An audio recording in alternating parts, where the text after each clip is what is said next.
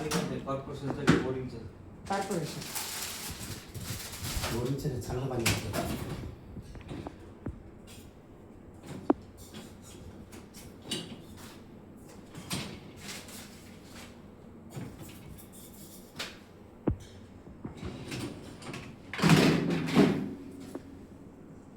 तुझं काम आहे सगळं शिकून घ्यायचं सगळं.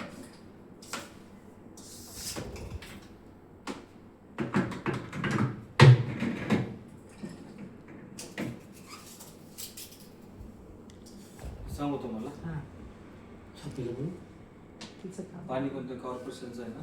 हां मग आता तुम्हाला आहे ना डेमोसाठी 2 टॅबलेट दिले तुम्ही. हे कॉर्पोरेशनचं पाणी जे असेल ना ते तुम्ही टॅबलेट यूज करू शकता. त्या टॅबलेटमध्ये आहे ना सॉल्ट डिटर्जंट हे सगळे सेट असतात. सगळं. ही एका सायकलला एक टॅबलेट फक्त ठेवायला लागते. आणि कधी समजा बोरिंगचं किंवा मिक्स पाणीचं असेल ते तिन्ही जे प्रोडक्ट दिलेत ना ते वेगवेगळे टाकायला लागतात. म्हणजे सॉल्ट काय करतं, पाणीचं हार्ड असेल तर ते सॉफ्ट करायचं काम करतं आणि डिटर्जंट भांडी धुण्यासाठी रिन्स म्हणजे भांड्यांना चमक येण्यासाठी.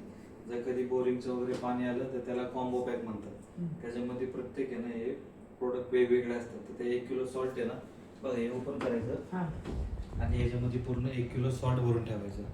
म्हणजे अख्खं ते पाकिट येईल 1 किलोचं असतं ना बॉक्सचं ते पूर्ण 1 किलो आतमध्ये भरून ठेवायचं. आणि ते कुठून मिळतं मग ते आपल्याला? आमच्याकडेच असतं. अच्छा अच्छा. आणि मग आता हे जर कॉर्पोरेशनचं पाणी आहे तर ते सॉल्टची गरज नाही का त्याला? ते कसं असतं बघा ते सांगतो तुम्हाला. 1 किलो सॉल्ट टाकायचं आणि वरून 1 ग्लास पाणी. त्यानंतर काय असं रिन सेट असतं ते 70 ml दिले तुम्हाला डेमोसाठी. ते बॉक्स 400 ml असतं. ते 70 ml आहे ना बघा इथं भरून ठेवायचं. इथं आहे ना त्याची लेवल दिली.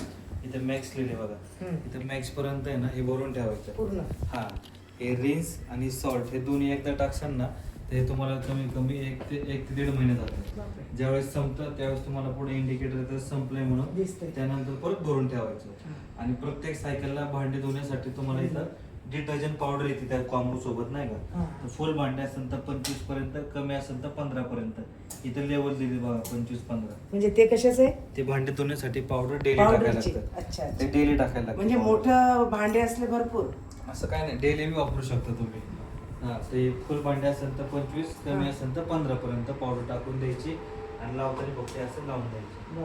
आता तुमच्या घरी कॉर्पोरेशनचं पाणी म्हटलं तुम्हाला सॉल्ट रिन्स डिटर्जंट टाकायची गरज पडत नाही. एका सायकलला एक टॅबलेट फक्त ओपन करायचं आणि अशी ठेवून द्यायची. हा एका सायकलला ते गरम पाणी सेपरेट असं हे नाही का मग? नाही ते गरम पाणी विरघळून जातं. हा ते टॅबलेट कसं होतं थोडी महाग भेटते नाही का, म्हणजे परवडत नाही असं नाही का. हा एक भांडे टाकलं तर 1 टॅबलेट जाते, 10 भांडे टाकले तर 1 टॅबलेट जाते. ते पावडर वगैरे घेतला ना ते तुम्हाला सॉल्ट आणि रिन्स एकदा टाकून ठेवायचं. फक्त पावडर तुम्हाला डेली टाकायला ते तुम्हाला आहे ना 2-2.5 महिने जातं ते पावडर. ते पण तुमच्याकडेच मिळते का मग? आपल्याकडे तेच असतं कॉम्बो पॅक पावडर वगैरे सगळं. आणि मग परत घ्यायचं म्हणलं तर आम्हालाच फोन करायचा किंवा ऑनलाईन बी एकच पाहिजे. त्यानंतर प्रत्येक आठवड्याने ना फॅनवरती काढायचा, नळाखाली क्लीन करायचा, लावताना त्याला वरून लावून द्यायचं. तू एकदा हे पण ओपन करून घे. फिल्टर बी काढायचा, नळाखाली क्लीन करायचा. ते कसं काढलं तुम्ही? तिथून ते सांगतो ना. लावताना फक्त आहे ना असं गोल फिरवायचं का? हे दोन्ही एरो समोर आले ना ते लॉक होऊन जाईल. दोन्ही एरो समोर ते लॉक होऊन जाईल. ही ट्रॉली तुमची प्लेट वगैरे असतील ना इथं तुमच्या हिशोबाने असे उभे लावून द्यायचे. कुकरकडे पातेलं काय असेल त्यावेळेस हे ब्लॅक वाली फोल्ड होते ते याला आहे ना असं. अच्छा. म्हणजे ही एकच फोल्ड होते का फक्त या दोन? हे खालची फक्त एक फोल्ड होते. कुकरकडे पातेलं असेल मोठं इथं असलं. उलटं करून लावू शकता. एकावर एक नाही लावायचे, वेगवेगळे लावायचे. वरची ट्रॉली हे पण एवढी फोल्ड होती. छोटं पातेलं वगैरे असेल नाही का जेवण वगैरे इथं उलटं करून लावू शकता. कपची प्लेट असेल तर ह्याच्यावरती आणि कप ग्लास वगैरे काय असेल तिथं अडकू शकतात. आणि चम्मच वगैरे असेल तर ह्याच्यामध्ये असं ठेवायचे का मग? ठेवू शकता आतमध्ये. आणि तुम्ही छोटी भांडी असतील ना वाटे वगैरे इथं उलटे करून लावू शकता. जास्त स्पून वगैरे असतील ना तर ह्याच्यात ठेवायचे आणि एक ट्रॉली फक्त इथं अशी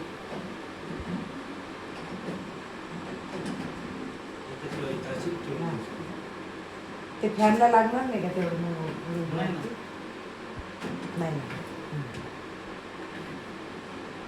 आणि मला हे सांगा ना, म्हणजे कुठले भांडे चालतात कुठले नाही चालत ते? ह्याच्यामध्ये तांबा, पितळ, ॲल्युमिनियम, लोखंड आणि नॉनस्टिक ते नाही टाकायचं. नॉनस्टिक पण नाही चालत.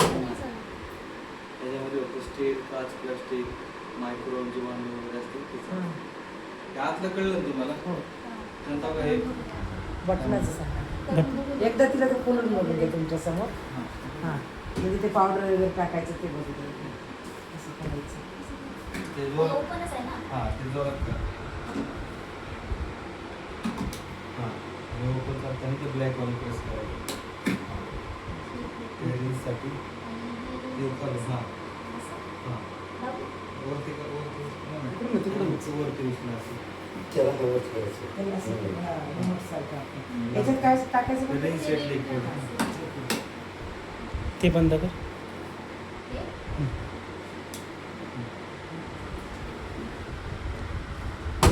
त्यानंतर हे ऑन ऑफचं बटन आहे. हे ऑन केली का असं डिस्प्ले ऑन होतो. सगळ्यात पहिला डिस्प्ले ऑन झाला ना, हे डिस्प्लेवरती इंडिकेटर आलं बघा, इथे लिहिलेलं आहे चेक वॉटर, रिन्स आणि रिन्स अँड हे रिन्स नाही का लिक्विड सांगितलं हां, तुम्हाला. हां. आता बघा सॉल्टला आणि रिन्सला इंडिकेटर दाखवले तुम्ही. त्याच्यामध्ये सॉल्ट नाही आहे आणि तर रिन्स नाही आहे. दिसलं?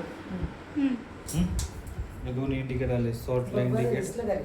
हे दोन इंडिकेटर म्हणजे आले. लाल आहे म्हणजे नाहीये त्याच्यात. हा तर अच्छा. तुम्ही भरून ठेवता ना दोन्ही, ते इंडिकेटर निघून जातं आणि ज्यावेळेस परत काही संपत तेव्हा परत बंद. असं इंडिकेटर ऑन होतं आणि चुकून जर नळ वगैरे बंद राहिला किंवा पाणी नाही आलं तरी इथं आहे ना रेड इंडिकेटर येतं नळाचं पण. बरं. त्यावेळेस मशीन बंद करायची. हां.